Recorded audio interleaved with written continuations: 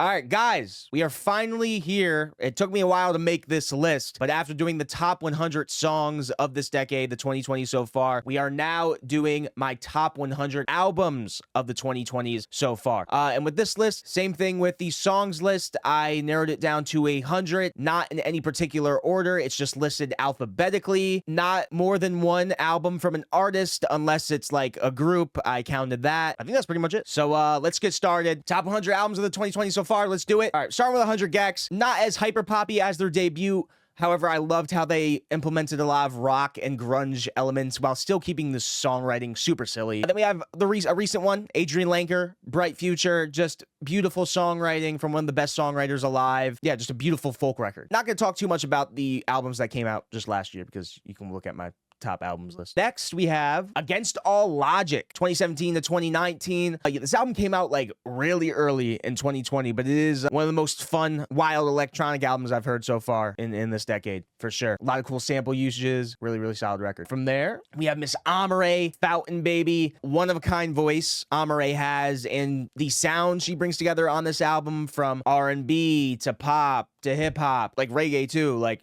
a bunch of different sounds, and she pulls them off really well. Great voice. Great cover, too. Amber Mark, 3 Dimensions Deep. I feel like this one's pretty underrated. It's a great pop R&B record. She's a great vocalist. And I feel like she has all the potential to be a star. Hopefully, whatever her next album in the 2020s is going to be even better than this. And, you know, what shows why I think she is so talented. Amine, Limbo, one of my most played hip-hop records so far this decade. I just think Amine has so much personality. He has so much wit. He's hilarious with his raps, and he's not afraid to get vulnerable in a track as well, like on Mama on this record. But yeah, I mean, just really colorful production and really fun raps. Anoni and the Johnsons, My Back Was a Bridge for You to Cross. I think this record ended up kind of lower on my 2023 list just because I got into it so late into the year, but it is a beautifully haunting throwback soul album. Arca, Kick 3. I mean, if you know Arca, she is a one-of-a-kind influential producer. And this album came out in a span where she dropped like 3 or 4 albums in the course of a couple of months, but this was easily my favorite of the Kick series. It has like a lot of cool hip-hop elements and really embraces like her Latin side too. Ari Lennox, Age, Sex, Location. One of my favorite R&B albums from the 2020s. Frankly, one of the best albums to ever come off the Dreamville label. Solid writing, solid vocals, what's not to like. I feel like this is an R&B album that should be talked about a lot more. Arm & Hammer and The Alchemist, Haram. This is my personal favorite Arm & Hammer record. Billy Woods, Elucid, coming together with The Alchemist. I mean, I think a lot of that might be just to how freaking great Alchemist beats are on here. But yeah, my favorite Arm & Hammer project, I think. Only recent one on this list. Only one for 2025 as of now, because everything else that came out after didn't make it because I made this list earlier on. But yes, Bad Bunny, his newest record. I think it's his best project. I love the mixes of salsa and reggae, and it's an album that really embraces his Puerto Rican side and his Puerto Rican roots in his home, and I love that. And when I dig further into the writing on this project too, it comes from a really like heartfelt place, and I love that. So great project for one of the most impactful artists of this generation. All right, Biba Doobie, Beatopia. This is still my favorite Biba Doobie record. I love the mixes of pop and, you know, like 2000s rock. I think she's a great writer, has a really cute voice. Remains my favorite from Biba Doobie. Beyonce, Renaissance. I've said it before, I think this is my favorite Beyonce record. I do. She really brought back that house pop sound and really did a good job honoring it by bringing in so many artists that help influence that genre. I think it's one of her more creative records, too. Cowboy Carter's great, but this still remains my favorite. All right,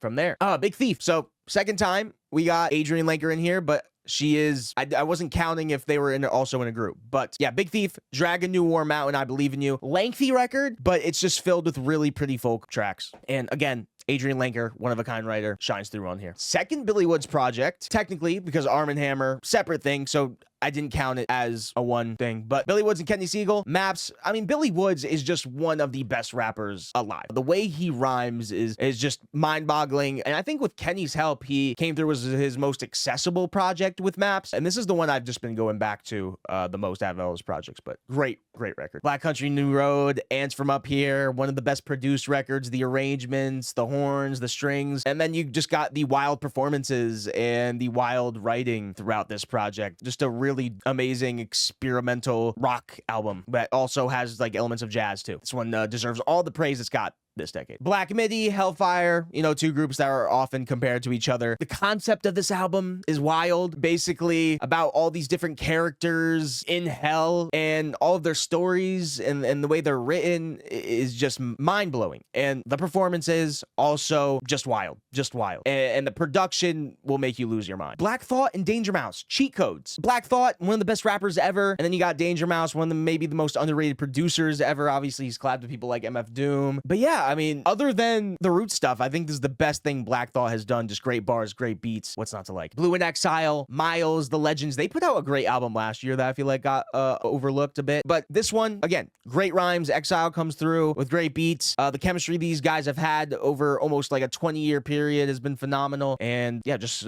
Blue and Exile remain two of the best in underground hip hop. Boldy James, Major McNichols. This guy releases, I don't know how many projects Boldy James has put out this decade. It's got to be around 30. It's that wild, but this is his best to me. I just think the beats that are provided on this record are so unique and unlike anything Boldy has done when you compare it to everything else in his catalog. And yeah, the rhymes too can get pretty introspective on here. Great one. Brockhampton, Roadrunner, rip Brockhampton. To me, this is the best thing they dropped, not including the Saturation stuff. I think they came through a lot of cool collaborations on here. Just a lot of bangers and a lot of sad tracks too. Brockhampton forever. Caroline Polachek, Desire, I Want to Turn Into You. One of the best art pop records of the decade. Caroline is one of the best vocalists to ever do it. And she just comes through with a lot of great pop tunes on here. Chappell Roan, Rise and Fall of a Midwest Princess. I kind of slept on this album. I'm not gonna lie. I kind of slept on this album up until last year, but I love how this album just expresses her sexuality and just some really good throwback 80s pop. There's a lot of people doing that sound right now, but I don't think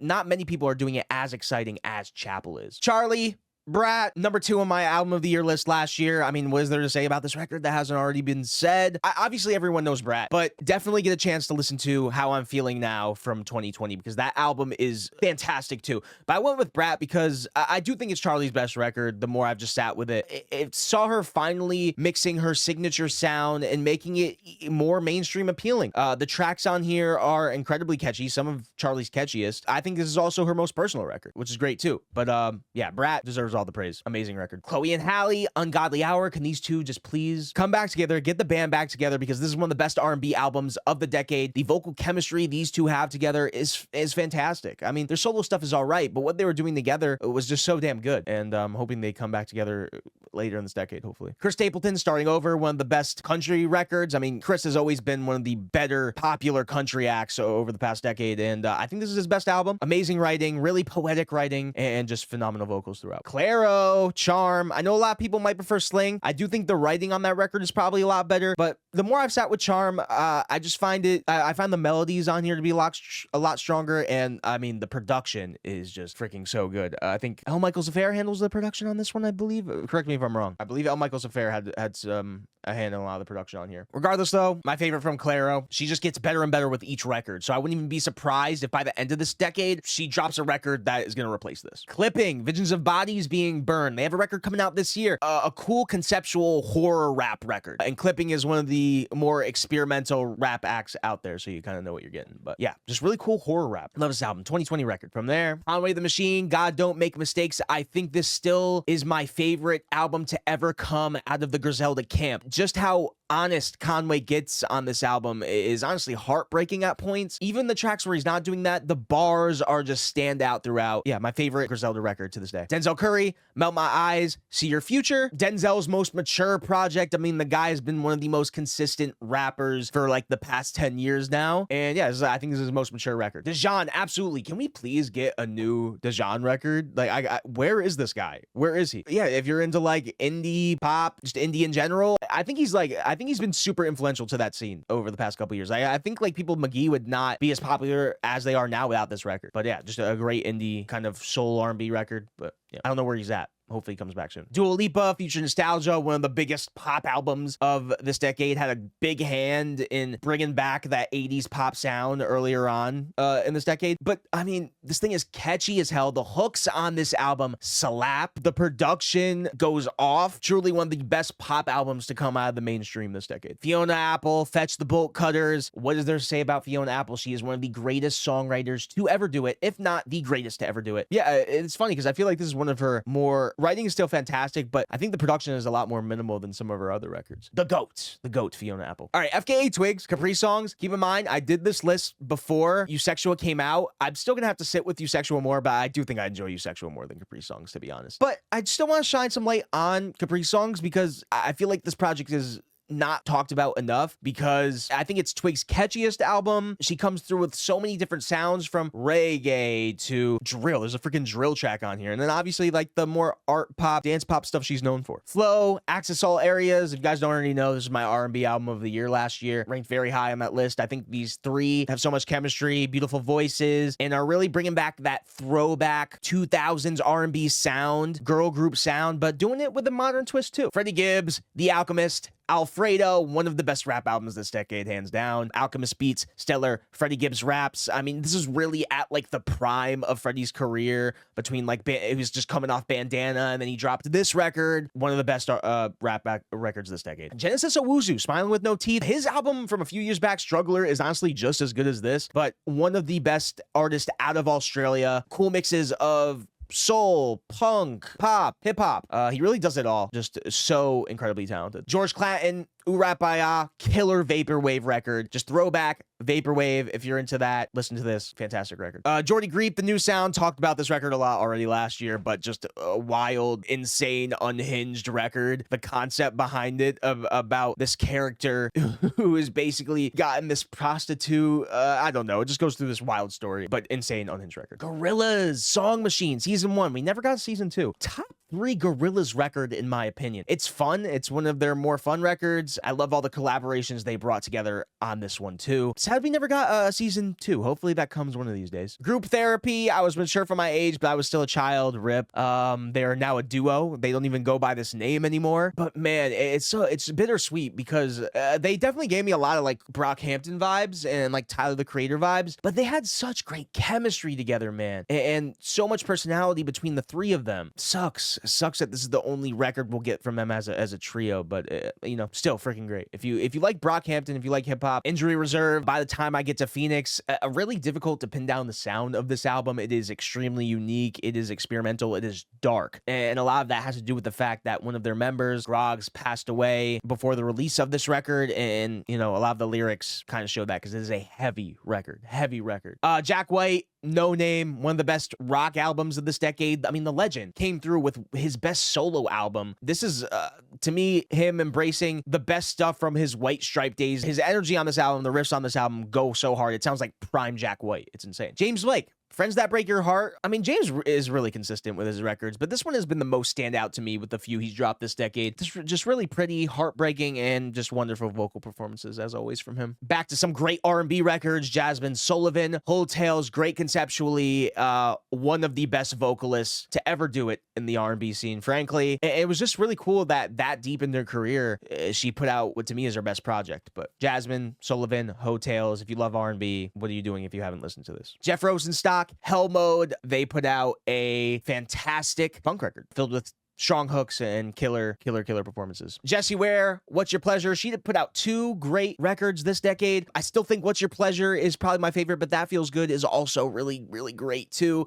But she the disco queen this decade, no doubt. She was bringing back that disco. Hopefully remains to continue doing that. JID, The Forever Story. I will say this is probably my rap record of the decade so far. JID's flows, his lyricism, his ear for production, how a lot of the themes tie into like his family and his loved ones, I thought was fantastic. Like one of the best rappers alive. And yeah, like I said, I think this is my rap record of the decade so far. We'll see if that changes. Still got 5 years, but we'll see. JPEG Mafia, Danny Brown, Scaring the Hose. One of my favorite I think, collab records ever, frankly. The way that Peggy samples on this album is awesome. And these two were just kind of like made to make a album together, I feel like. I mean, their personalities and their weirdness are just like, you know, yin and yang. So yeah, one of the best collab records I've heard. And, you know, technically like not a solo record, so I am also counting JPEG Mafia, LP. He's put out a few solo records this decade. I think LP is right up there with some of his best stuff, but you know, it is, if you know Peggy, you know what you're gonna get from him. Kara Jackson, Why Does the Earth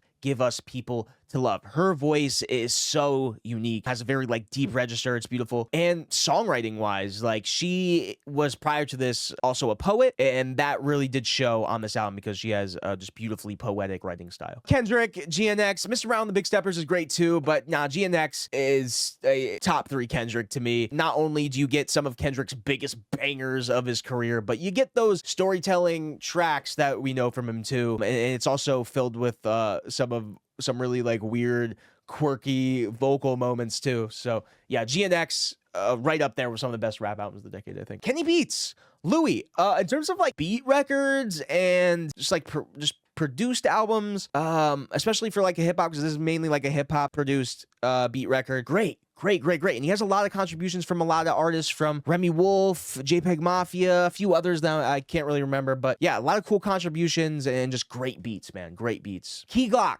Glaucoma 2. One of the best trap albums this decade, and just really, really great Southern hip hop, Memphis hip hop. King Cruel, Space Heavy, Archie coming through with the vibey rock stuff that we're known for from him. This is one of my favorites from him. One of my favorites that he's made. Lana, did you know that there's a tunnel under Ocean Boulevard? I've said it 1,000 times. I think this is my favorite Lana record. I think it's her most ambitious record. Some of the more daring songs she's ever made of her career, and some of her best writing as well. I mean, Norman fucking Rockwell is great, but I do prefer this record. Laura Marling, Songs for Your Daughter. She put an album out last year that was great. I think I still prefer this one. Just such a beautiful album vocally and writing. I mean, I love this album. Liam LaHavis, the self-titled, just top tier vocals, beautiful soul, just beautiful soul music. The Weird Fishes cover on here has gotta be like, there's a lot of Weird Fishes Radiohead covers, right? I think Leanne might have the best cover. Like her cover of that song on this record is amazing. But yeah, some of the best soul you're going to hear this decade. Little Sims, Sometimes I Might Be Introvert, also up there for some of the like top 3 rap albums this decade. One of the most theatrical rap albums, like the live instrumentation on this album is so stellar.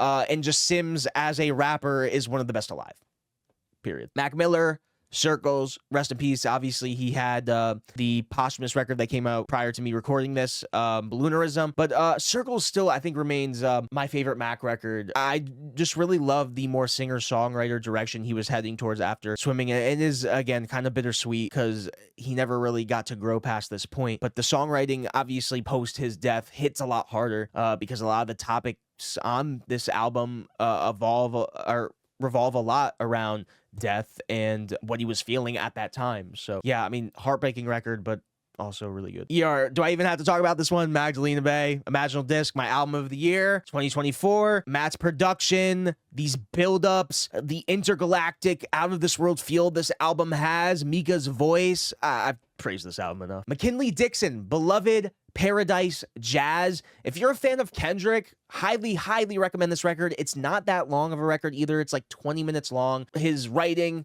poetic, has a lot to say on here, and the production is, like it says in the title, very jazzy. So yeah, if you like Kendrick, you'll love this record. Mitski, The Land Is Inhospitable, and So Are We. In terms of like the indie scene, you know, Mitski is one of the most popular, and I think this is my favorite Mitski record. Nas, King's Disease 3. Yeah, I mean, Nas was really made a comeback in the 2020s, dropping a few really good records. The King's Disease series I thought was probably like the best of all the records he dropped. Obviously, Hit Boy on the production, and they really just formed a great duo together. And King's Disease 3, I think, is my favorite of all of the projects they made together.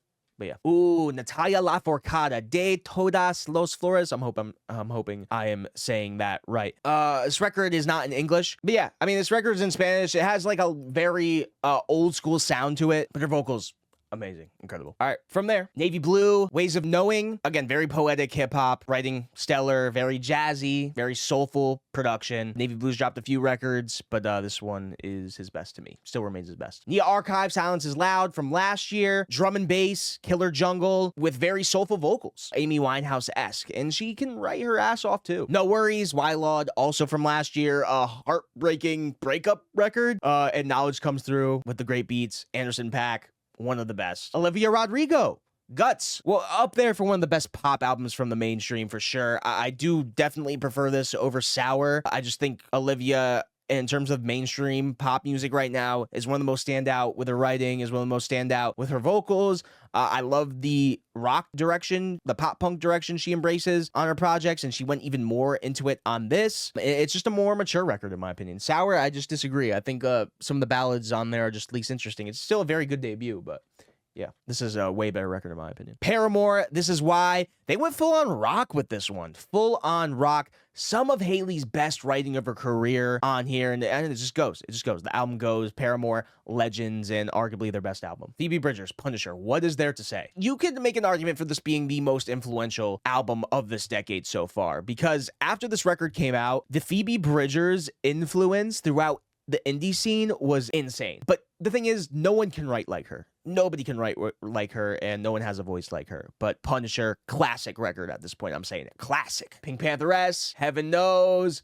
Also, like, pretty drum and bass heavy pop music. Super catchy. Love her voice. She produced a lot of this thing too. Not all of it, but a lot of it. So she's also an insanely talented producer. Pink Pantheress, the GOAT. Porter Robinson, Nurture. I went with Nurture here.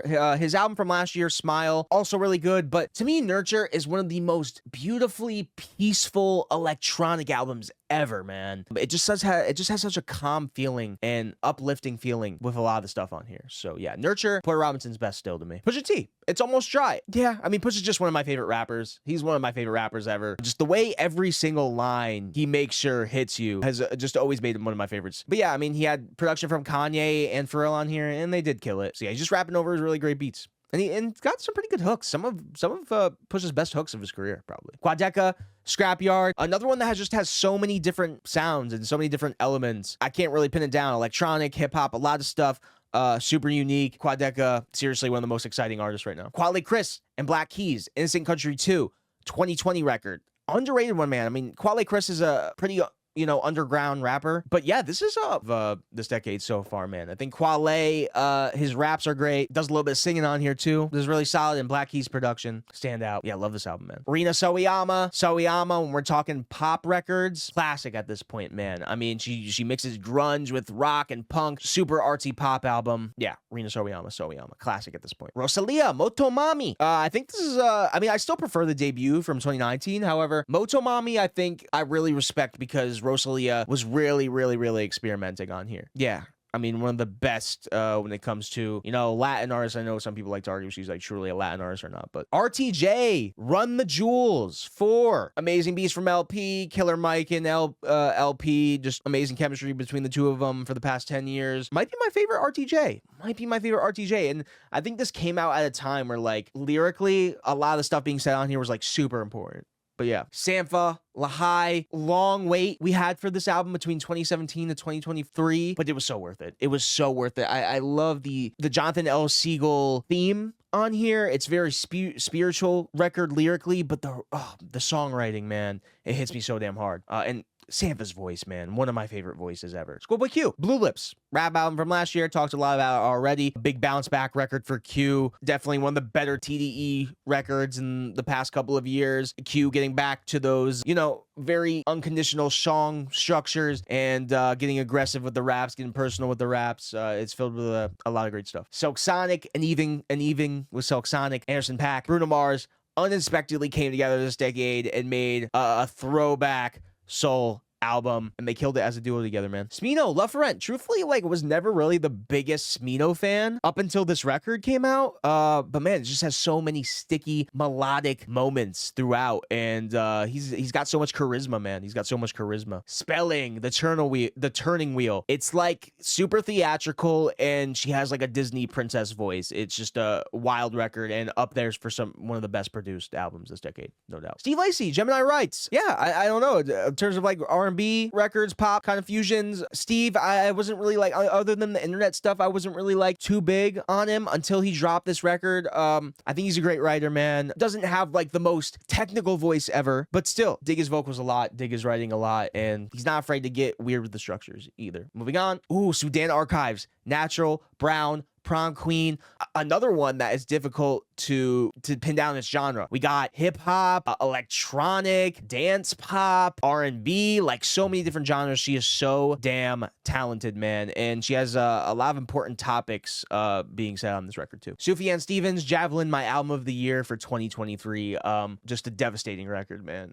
Devastating, but very, very beautiful in a lot of ways. My album of the year 2023. SZA, SOS. I mean, classic record at this point, I would say. I mean, do I still prefer Control? Yeah, but she killed it on this album, man.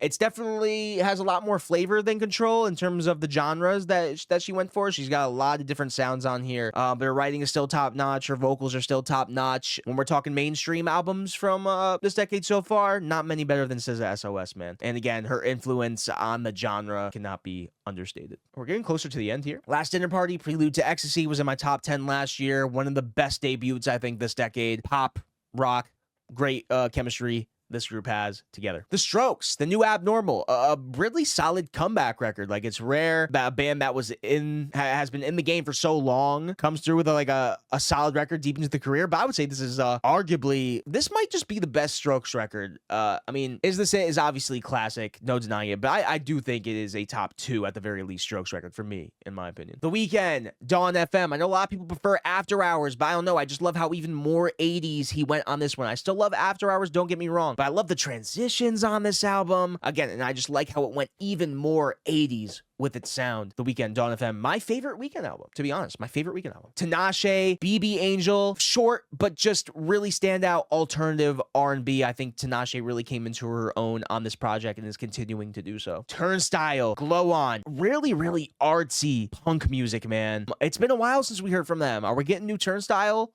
soon? Hopefully, but this is one of the best artsy punk records of the decade, and Blood Orange had to handle a lot of this stuff on here as well, so it's pretty dope. Tyler, the Creator, Chromacopia, Call Me If You Get Lost. Want to shout out that album too, because I do think that has some of Tyler's best writing. I don't know, for me, I think I just had a really strong connection to this record with it lyrically, and it's Tyler's most honest record. I think it's a combination of a lot of his albums, from Igor to Flower Boy, even a little bit Cherry Bomb too. But yeah, that's the Tyler record I went with. Underscores, Wall Socket, just loads of fun, man. It's electronic pop, kind of hyper poppy, but it's so much fun. It's so much fun. Vampire Weekend, Only God Was Above Us, best Vampire Weekend in my opinion. Great instrumentation, great orchestration, great writing. Yeah, best Vampire Weekend album in my opinion. Vince Staples, Dark Times, truthfully one of the most depressing rap albums lyrically I've heard in a minute, man. The writing on here, man, is heavy. Dark Times is just the perfect name for this record because it has such a dark atmosphere to it, but one of Vince's best.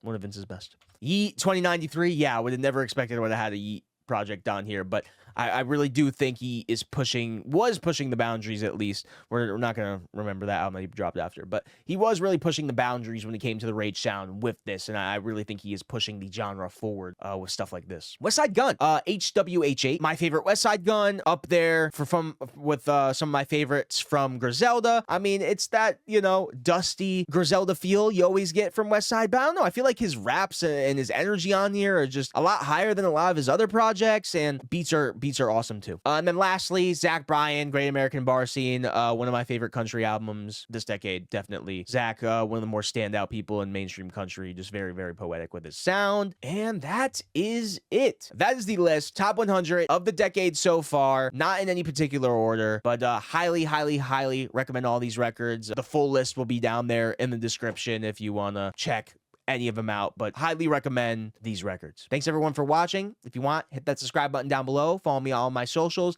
TikTok, Twitter, Twitch, Instagram. Join the Discord if you haven't already, and I'll see you soon.